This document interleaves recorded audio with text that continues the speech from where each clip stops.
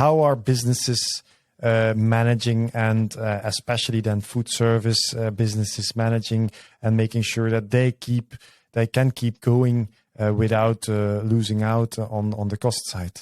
Well, one last thing about the consumer. Yes, the consumer and the overall trend is stable. It's not.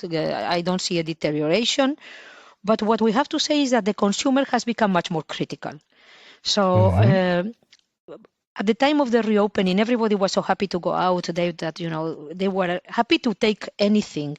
Yes, okay, it's a long waiting time. The service is less good, or the assortment has become, the menu is a bit short. But okay, I'm here, I'm out, I'm sitting at a restaurant.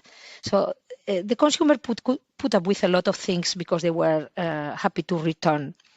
But now the consumer is much more critical.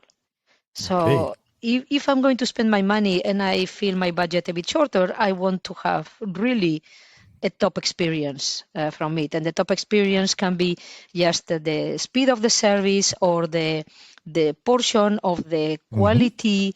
Depends where the consumer is. Of course, nobody expects the same from a fast food site than from a white tablecloth site. But the experience related to expectations has to be better now than what was acceptable, let's say, a year ago.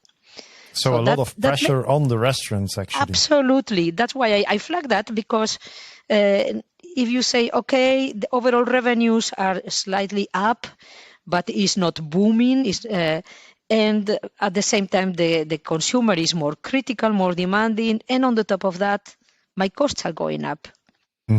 Because food and beverage prices have gone up a lot. At commodity level, we are seeing a decline, but there is also a clear time to market. That means that when we look at the commodity market and we see prices going up or down, but it takes some time for those commodities to become the price that the restaurant is paying for the food that they buy and the price that the consumer is paying. So there is a time to market.